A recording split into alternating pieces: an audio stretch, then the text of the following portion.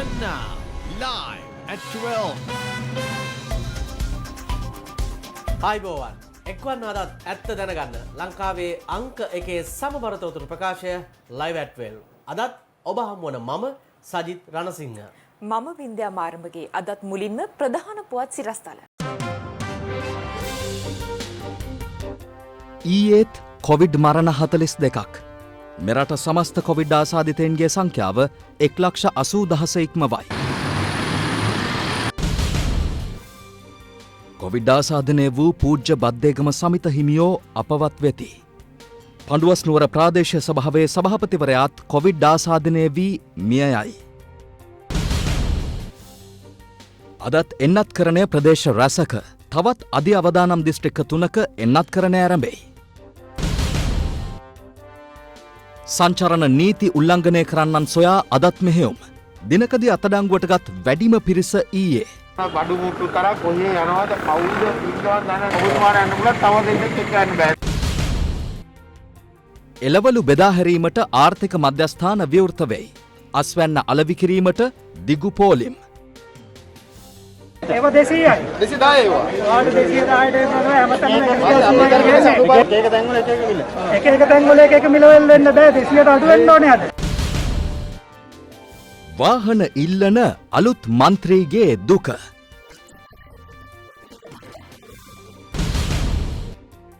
බ්‍රිතාන්‍ය අගමැතිට මංගල සීනු.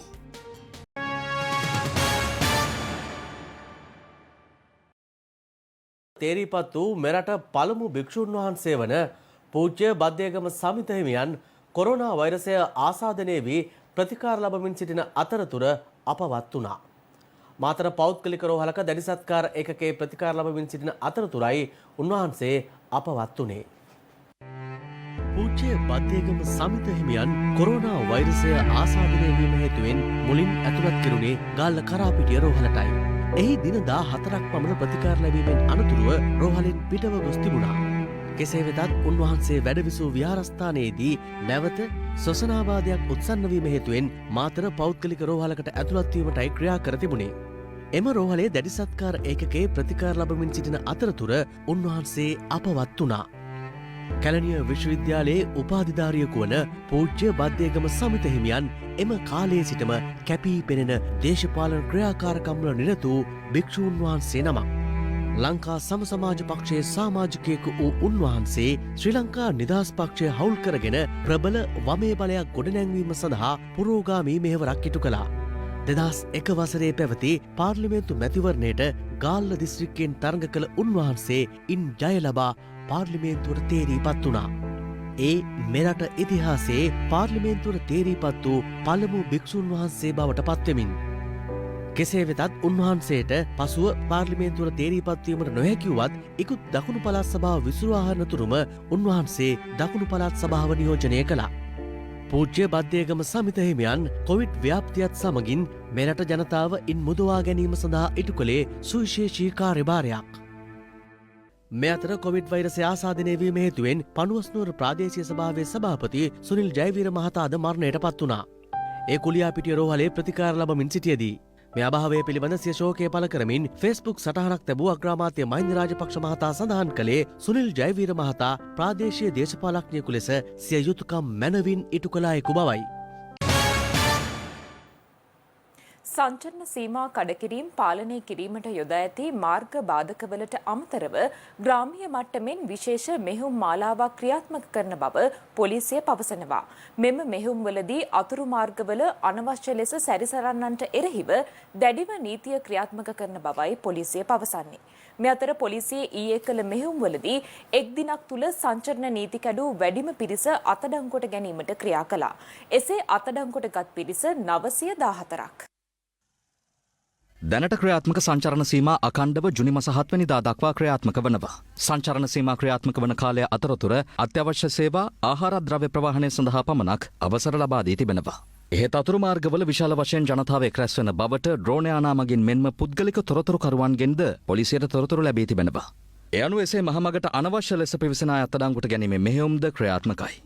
පොලිස් මාධ්‍ය ප්‍රකාශක නියෝජ්‍ය පොලිස්පති නීතිඥ අජිත් රෝහණ මහතා පවසන්නේ නිරෝධායන නීති ක්‍රියාත්මක කළ දින සිට එම නීති කඩකිරීම හේතුවෙන් මෙතෙක් අත්අඩංගුවටගත් වැඩිම පිරිස ඊයේ දිනේදී වාර්තා වූ බවයි. නිරෝධායන රීති ක්‍රියාත්මක වීම ආරම්භ වුණේ පසුගිය අවුරුද්දේ මාර්තු මාසේ 18 වෙනිදා. එදා සිට මේ දක්වා කාලය තුල එක් දිනකදී පැය 24ක් ඇතුළත වැඩිම සංඛ්‍යාවක් අත්අඩංගුවට ගත්තේ අද උදෑසන 6න් අවසන් වන පැය 24ක කාලය තුල. ඒ වගේම අත්අඩංගුවට ගෙන ඇති මුළු සංඛ්‍යාව මේ වන විට 17300ක් පමණ වෙනවා. එමෙන්ම ඊයේ දින අත්අඩංගුවට ගත් 914 දෙනාගෙන් වැඩිම පිරිසක් අත්අඩංගුවට ගෙන තිබෙන්නේ මාතලේ ප්‍රදේශයෙන්. ඒ සංඛ්‍යාව 171ක්. ඊට අමතරව නිකවැරටිය ප්‍රදේශයෙන් 16ක් පමණ සංචාරන සීමා උල්ලංඝනය කිරීමට අදාළව අත්අඩංගුවට ගෙන තිබෙනවා. මේ අතර ඊයේ දිනේදී තවත් විශේෂ පොලිස් මෙහෙයුමක් බස්නාහිර පළාත කේන්ද්‍ර කර ගනිමින් සිදු වුණා. ත්‍රිරෝධ රථ 4324ක් පමණ ඊයේ දිනේදී පරීක්ෂාවට ලක් කරා. මෙහිදී ත්‍රිරෝධ රථ 20ක ගමන් කළ පුද්ගලයන් 25 දෙනෙක් එම ත්‍රිරෝධ රථ සමග අත්අඩංගුවට ගෙන තිබෙනවා. ඔවුන් හේතුවක් නොමැතිව නිරෝධායන රීති උල්ලංඝනය කරමින් ගමන් කිරීම පිළිබඳව. මේ අතර සංචරණ සීමා දැඩිව ක්‍රියාත්මක කිරීමට ආරක්ෂක අංශ අදත් කටයුතු කරමින් සිටි ආකාරය ප්‍රදේශ කිහිපයකදීම නිරීක්ෂණය වුණා. ඒ සඳහා ශ්‍රී ලංකා යුද හමුදාවේ සහායද හිමිව තිබුණා. සංචරණ සීමාවලට අනුගත නොවී මාර්ගවල ගමන් කරන පුද්ගලයන් හට අවවාද කර යලි හරවා යැවීමටත් පොලිසිය මෙලෙස කටයුතු කළා.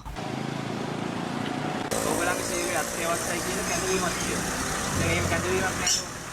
එදින වාහනේ ආපහු වරෝගෙන යන්න මම ඇත්තට ඉන්නේ. මට මෙතනින් වාට යන්න දෙන්න විදියක් නැහැ. කරුණාකරලා හරවන් ගිහිල්ලා ඒ ලිපියත් රැගෙන ආපහු මෙතෙන් එන්න.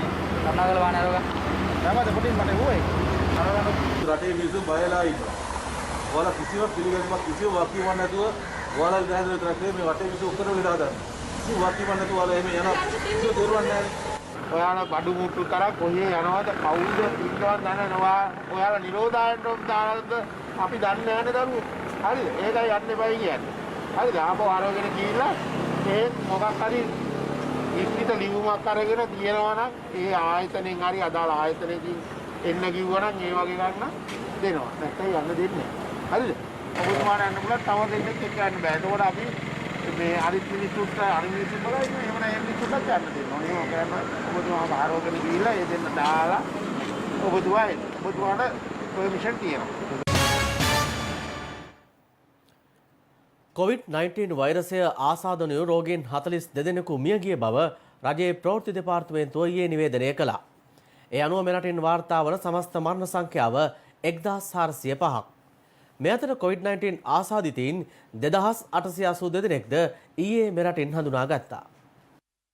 අප්‍රේල් මස 15 වෙනිදායින් පසුව මෙරටින් වාර්තා වන කොවිඩ් රෝගීන්ගේ සහ මරණවල ශීඝ්‍ර වර්ධනයක් දක්නට ලැබෙනවා. ගත වූ මාසෙකුත් දින 14ක් තුලදී මෙරටින් ආසාදිතයින් 83437 දෙනෙකු වාර්තා වී තිබූ අතර එම කාලය තුල වාර්තා වූ මරණ සංඛ්‍යාව 793ක්. ඊයේ දිනේදී පමණක් මෙරටින් ආසාදිතයින් 2882 දෙනෙකු හඳුනාගත්තා.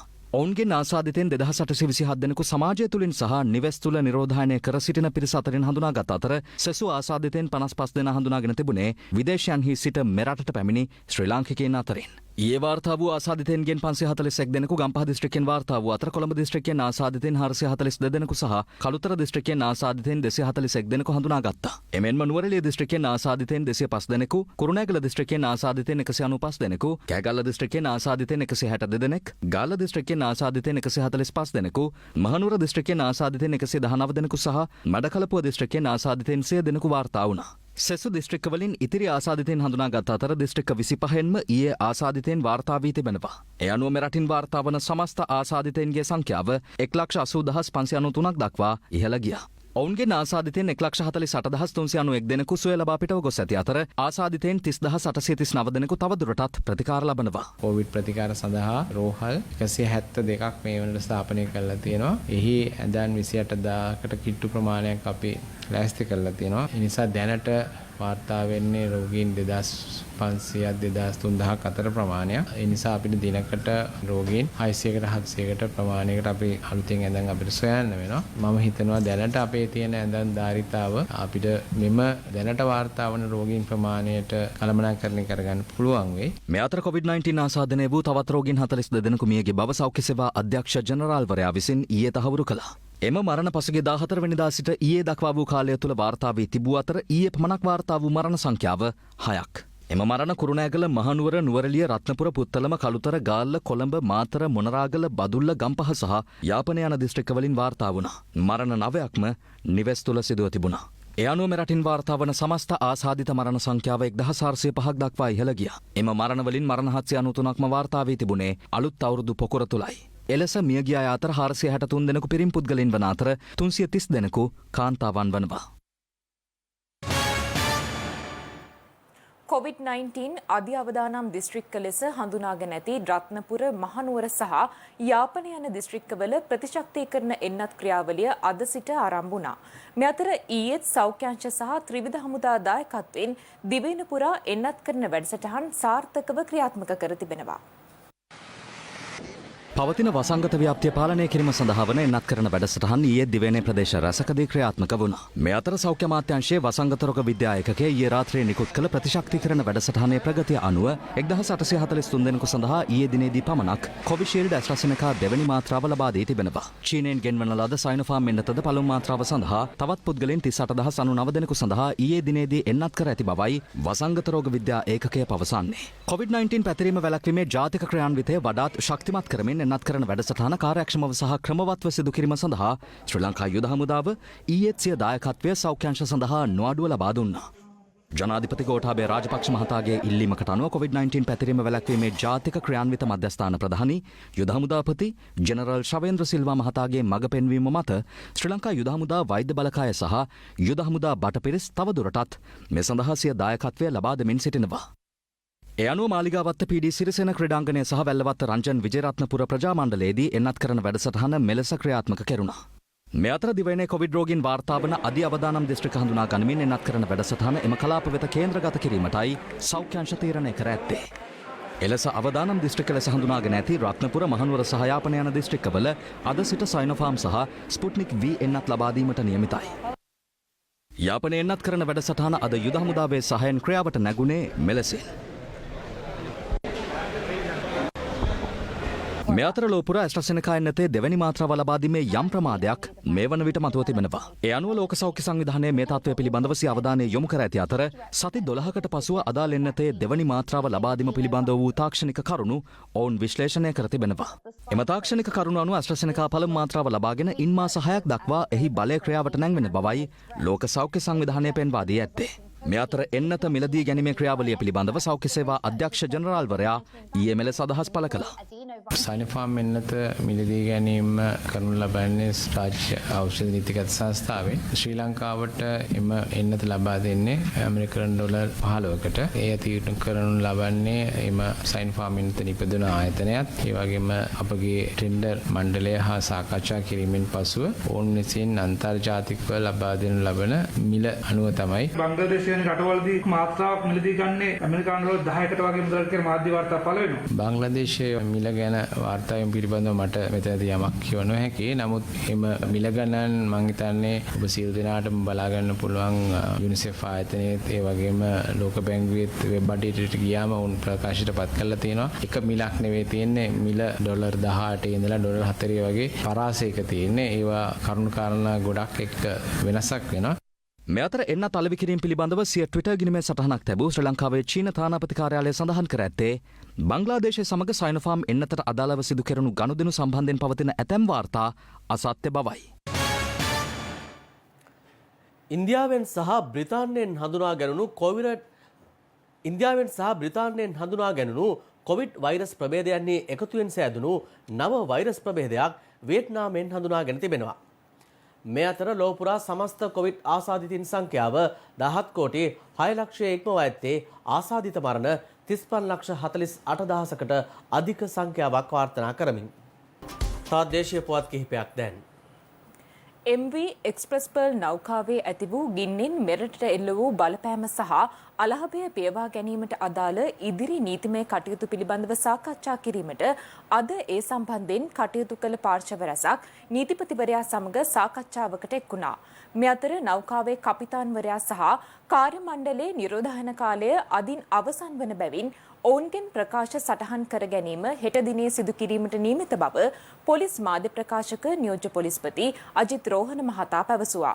මේ අතර නෞකාවේ එම ගින්න මේ වන විට බොහෝ දුරට පාලනය කර ඇති බවයි නාවික හමුදාව ප්‍රකාශ කළේ.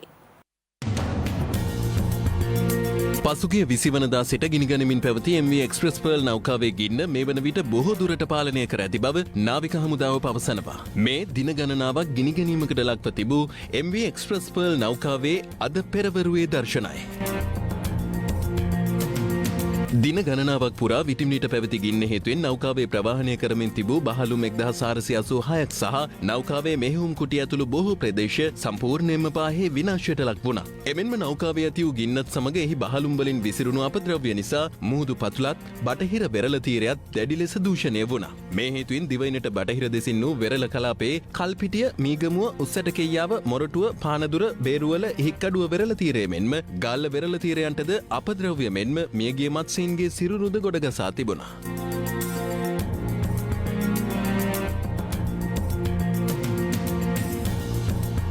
කෙසේ වෙතත් නෞකාව ගිනිගත් ප්‍රදේශයේ දිවයිනට තවදුරටත් අවදානම් කලාපයක් කර තිබෙන බවයි නාරා ආයතනය පවසන්නේ. එම අවදානම් කලාපය නිසා දිවයින බොහෝ පිරිසක් පීඩාවට පත්ව තිබෙන අතර ඔවුන්ගේ ආම්පන්නද නෞකාවෙන් නිකුත් වූ අපද්‍රව්‍ය හේතුවෙන් විනාශයට පත්ව තිබුණා. මේ හේතුවෙන් කොවිඩ් වෛරසයෙන් පීඩාවට පත් ජනතාවට ලබා දෙන රුපියල් 5000 දීමනාව අදාළ බලපෑමට ලක් වූ දිවයිනටද ලබා දීමට රජය කටයුතු කර තිබෙනවා.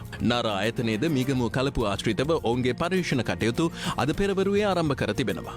මෙවන් පසුබිමක MV එක්ස්ප්‍රස් පර්ල් නෞකාවේ ඇති වූ ගින්නෙන් මෙරටට එල්ල වූ බලපෑම සහ අලාභය පියවා ගැනීමට අදාළ ඉදිරි නීතිමය කටයුතු පිළිබඳ සාකච්ඡා කිරීමට අද ඒ සම්බන්ධයෙන් කටයුතු කළ පාර්ශව රැසක් නීතිපතිවරයා සමග සාකච්ඡාවකට එක් වුණා. සාකච්ඡාවට සියලුම පාර්ශවයන් සම්බන්ධ වුණා. රජයේ පාර්ශවයන් ටික නීතිපතිතුමාට සිදු වූ තත්ත්වය නීතිපතිතුමාව දීර්ඝ වශයෙන් දැනුවත් කෙරුවා සහ එතුමා සිද්ධිය දීර්ඝ වශයෙන් ඉතාමත් සවිස්තරාත්මකව සලකලා බලලා කටයුතු ඉදිරි පියවර ගත්තා. මම දන්න හැටියට මේකේ තියෙන සමහර වතුර සාම්පල්ස් එහෙම ඒවා චෙක් කරන්න යවලා ඒ වගේ තියෙන ඒ රසායනික සංයුත පිළිබඳව විද්‍යාත්මක තොරතුරුත් එක්ක අපිට තමයි මේ කරන්න වෙන්නේ. ඒ නිසා කොච්චර කාලයක් ඇද කියලා මට හරියට කියන්න බෑ. නමුත් තාමත් මේ නැව සුළු වශයෙන් ගිනි ගන්නවා. ඉතින් ඒ ඔක්කොම ඒකේ මුලින්ම කරන්න තියෙන්නේ මේ නැව ගිනි ගන්න එක නවත්තලා ඒකෙන් වෙන ඩැමේජ් එක තවදුරටත් පවත්වාගෙන යන එක නවත්ත ගන්න එක.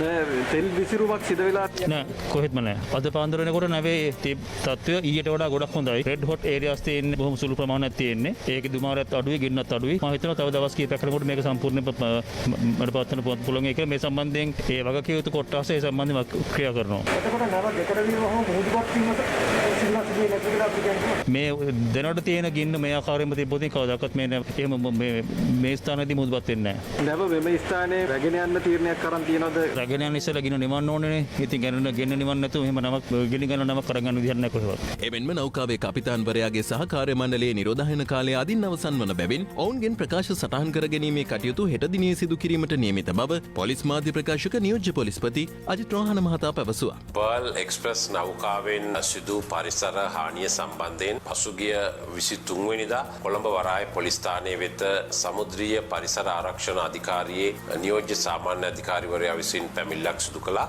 මේ පැමිණිල්ල සම්බන්ධයෙන් කොළඹ වරාය පොලිසිය විමර්ශන ආරම්භ කරනු ලැබුවා. ඒ විමර්ශන ආරම්භ කිරීමෙන් අනතුරුව අදාළ මුහුදු ජලය සාම්පල් රජයේ රස පරීක්ෂකවරයා වෙත අධිකරණ නියෝග මත යොමු කරනු ලැබුවා. කෙසේ වෙතත් මේ නැවේ දේශීය නියෝජිත ආයතනය සම්බන්ධ කරගෙන මේ නැවේ කාර්ය මණ්ඩලයේ ප්‍රකාශ ලබා ගැනීමට නියමිතව තිබෙනවා. මෙතෙක් ඒ ප්‍රකාශ ලබා ගැනීමට නොහැකි වුණේ එම කාර්ය මණ්ඩලය නිරෝධායන කටයුතු සඳහා යොමු කර තිබීම. කෙසේ වෙතත් හෙට දිනේදී එම නිරෝධායන කාල පරිච්ඡේදය අවසන් වන බැවින් එම නැවේ කාර්ය මණ්ඩලයේ ප්‍රකාශ ලබා ගැනීමට විශේෂ පොලිස් කණ්ඩායමක් යොදවා තිබෙනවා. විශේෂයෙන්ම මීපා ආයතනයේත් විශේෂයෙන්ම සමුද්‍රීය පරිසර ආරක්ෂණ අධිකාරී හෙවත් මීපා ආයතනයේ සහයෝගය ලබාගෙන හෙට දිනේදී මෙම නැවේ කපිතාන්වරයා ඇතුළු කාර්ය මණ්ඩලයේ ප්‍රකාශ ලබා ගැනීමට නියමිතව තිබෙනවා. පසුගිය 20 වනදා කොළඹ වරායට සැතපුම් 10කට ආසන්න මුහුදු ප්‍රදේශයේදී ගිනිගැනීමකට ලක් වූ MV එක්ස්ප්‍රස් පර්ල් නෞකාව මීට පෙර වරායන් දෙකකට සිය නෞකාවේ රසායනික කාන්දු වීමක් පිළිබඳ වාර්තා කර තිබූ පසුබිමක MV එක්ස්ප්‍රස් පර්ල් නෞකාවට මෙරට වරායට ඇතුළු වීමට අවසර ලබා දුන්නේ කවුරුන්ද යන්න පිළිබඳ වරාය හා නාවික කටයුතු අමාත්‍ය රෝහිත අබේගුණවර්ධන මහතාගෙන් අප විමසීමක් කළා. මේ නව අපිට එන්න ඉස්සෙල්ලා වෙනත් වරායවල් දෙකකට පළවෙනි වරාය දෙවෙනි වරාය කටාර්වල සහ ඉන්දියාවේ මේ වරායවල් දෙකටම මේ නව ඇතුල් වුණා. ඇතුල් වෙලා බහලුම් ඒ තැන්වල ගොඩ බෑවා.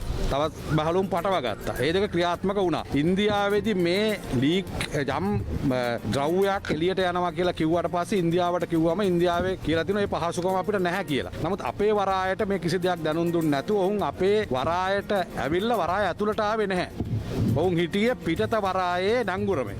පිටත වරාය නැංගුරම ඉඳද්දි තමයි පණිවිඩය ලැබුණේ ගින්නක් හැට ගන්නවා කියලා. ඒ හැට ගන්න ගින්නයි කියනකොට අපි මේ ආසියාවේ හබ් එකක් හැටියට අපි ව්‍යාපාරය කරන වරායක්. ඒ නිසා එවැනි තත්ත්වයක් ඇති වෙච්ච ගාම අපි කරේ පළමුවෙන්ම මේ නැවේ ඇති වෙන ගින්න නවත්තන්න අවශ්‍ය කරන වැඩ කටයුත්තට දායක වුණා. ඒක තමයි අපි මුලින්ම කරේ. ඒ නිසා අපි වරායට ඇතුල් වෙනකොට මේ නැව නෙවෙයි කොයි නැව වුණත් අපේ හාබර් මාස්ටර් ඒ වගේම වරාය අධිකාරී නිලධාරීන් ඒ නවක් ඇතුළට ගන්න පුළුවන් තත්ත්වයේ තියෙනවද කියලා හොයලා බලලා තමයි අපි නව ඇතුළට ගන්නේ.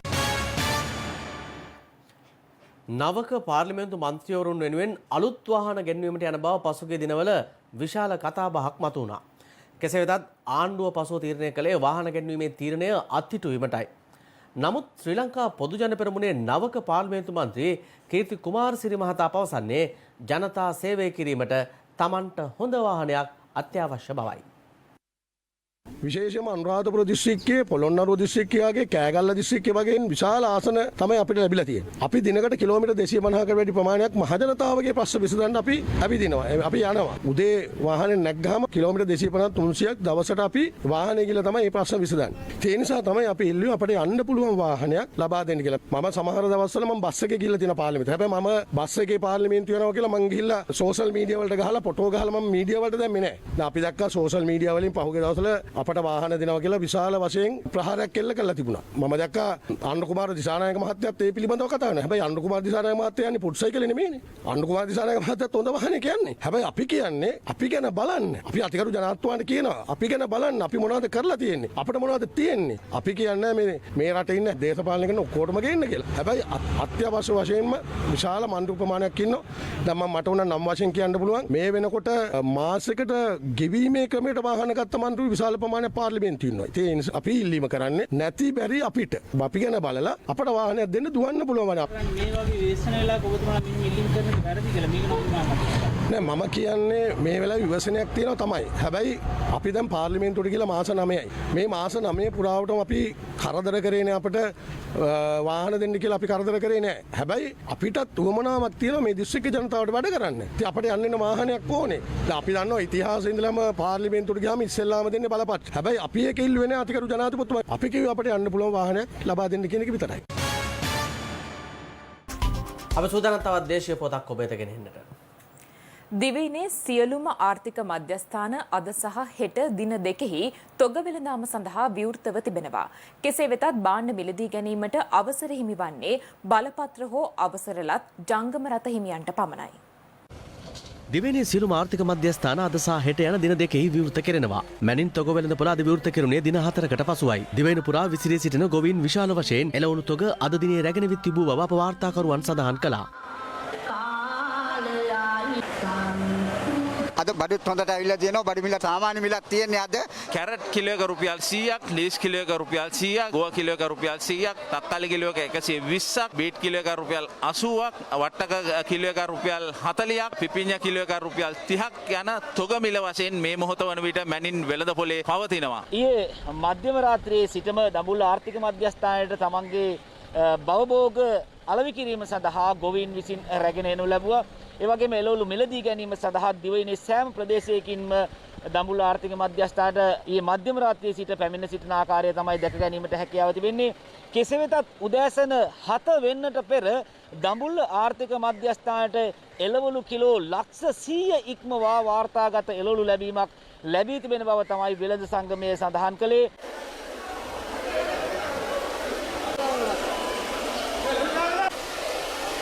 සංකාලයේම 200ට තිබ්බා අද රුපියල් 100යි 110යි පොන්ජි 280ට තිබ්බා 210ට වගේ යන්නේ ඕවා රුපියල් 100යි 140යි 50ට තිබ්බේ ඔක්කොම පොඩ්ඩක් මිල පොඩ්ඩක් අඩු වෙලා තියෙනවා මේ කිලෝ කෝටියකට වැඩිය අද ආර්ථික මධ්‍යස්ථානයේ එළවලු පැමිණලා තියෙනවා. ඒ වගේම ගැනීම සඳහා පෙළෙන් දෙන්න බවක් පේනවා. මේ අතර මේ ගොඩ ආර්ථික මධ්‍යස්ථානයේදී ඊයේ රාත්‍රියේ විවෘත කෙරුණා. දිවයිනේ විවිධ ප්‍රදේශවලින් එළවලු ලොරි 45කින් කිලෝ ලක්ෂ 2ක පමණ ප්‍රමාණයක් රැගෙන විත් තිබූ බව මේ ගොඩ වෙළඳ සංගමය පවසනවා. අද දිනේදී වෙළඳන්ගේ පැමිණීම සාර්ථකයි. අපි හෙට සහ අනිද්දා දවස් දෙක තුලක් මිගොඩ ආර්ථික මධ්‍යස්ථානයේ ක්‍රියාත්මකයි. මේ අතර නාරයන්පිට ආර්ථික මධ්‍යස්ථානය අද උදෑසන විවෘත කෙරුණේ නැහැ. මේ හේතුවෙන් එළවලු රැගෙන යාම සඳහා පැමිණි වෙළඳුන් දැඩි අසිරුතාවකට ලක් වූ බවයි අප වාර්තාකරු පැවසුවේ. මේ අතර කැප්පෙටිපොළ සහ නොච්චියාගම ආර්ථික මධ්‍යස්ථානවලද අද අලුයම දක්නට ලැබුණේ මෙවන් තත්ත්වයක්.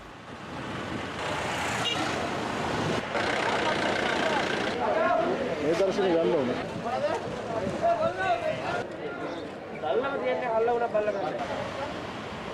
කැප්පරිවල විශේෂ ආර්ථික මධ්‍යස්ථානයේ දවස් 5කින් විවෘත කරා ගොවියෝ විශාල වශයෙන් එළවලු රැගෙන ඇවිත් තිබුණත් තොග වෙළඳාමක් පිට පළාත්වල සිදු නොවන නිසා බාහිර වෙළඳුන් පැමිණීම ඉතාමත් අඩුයි. මේ අතර වේයන්ගොඩ ආර්ථික මධ්‍යස්ථානයේ එළවලු වැඩි මිලට අලෙවි කරන බවට වෙළඳුන් සිදු කළ පැමිණිල්ලක් මත ඊයේ පාරිභෝගික සේවා අධිකාරියෙන් වැටලීමක් සිදු කරනු ලැබුවා. එහිදී වැඩි මිලට එළවලු අලෙවි කළ වෙළඳුන්ට දැඩි ලෙස අවවාද කෙරුණා.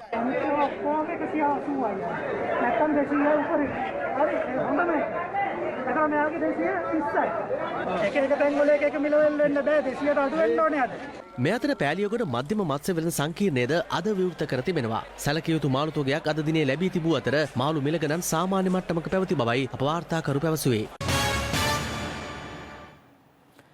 ලබන වසර සඳහා පළමු ශ්‍රේණියට ළමුන් ඇතුළත් කිරීමට අදාළ අයදුම් පත්‍රය සහ උපදෙස් මාලාව අද නිකුත් කර තිබෙනවා. ඒ අනුව දෙමාපියන් විසින් තම දරුවන් ඇතුළත් කිරීමට බලාපොරොත්තු වෙන පාසල් ප්‍රධානීන් වෙත ලබන මාස 30 වෙනිදාට පෙර අදාළ අයදුම් පත්‍ර පුරවා ලියාපදිංචි තැපෑලෙන් ඉදිරිපත් කළ යුතු බවයි අධ්‍යාපන අමාත්‍යාංශය නිවේදනය කළේ. මේ අතර අදාළ අයදුම් පතේ ආකෘතියද ප්‍රකාශයට පත් කර තිබෙනවා. ඒ සමගින් තවත් පුවත් කිහිපයක් දැන්. හලාවත මානුවන්ගම් ප්‍රදේශයේ දුම්රිය මාර්ගය අසල බෝක්කුවක තිබූ නාඳුනන මල සිරුරක් අද පෙරවරුවේ සොයා ගැනුණා. මේ පිළිබඳ මහේස්ත්‍රාත් පරීක්ෂණය අද දහවල් සිදු කිරීමටයි නියමිතව තිබුණේ. මහනුවර සිට වැලිමඩ දක්වා පොහොරටුන් 15ක් ප්‍රවාහනය කරමින් තිබූ ලොරි රථයක් අද පෙරවරු 8:15ට පමණ මාර්ගයෙන් ඉවතට පැන නිවසක් මතට පෙරලීමෙන් එම නිවසට දැඩි හානි සිදු වුණා.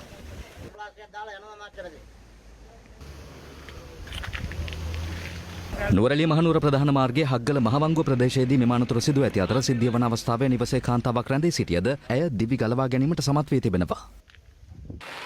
පානදුර මෝදර විල සුනාමි ගම්මානයේ පිහිටි මල අපවහන පද්ධතිය උතුරා ගොස් ඇති බවට වාර්තා වීමත් සමග ඊයේ දිනේදී එය පිළිසකර කිරීමට පියවරගත් බව ජල සම්පාදන මණ්ඩලය පැවසුවා. එහි ප්‍රකාශකයෙකු පැවසේ අදාළ නිවාස සංකීර්ණයේ කොවිඩ් ආසාදිතයින් විශාල පිරිසක් සිටි පසුබිමක එම අවදානමද නොතකා අදාළ කටයුත්ත සිදු කළ බවයි. ඒ සමගින් live at 12 අදට අවසන්. ඔබට සුබ දවසක්.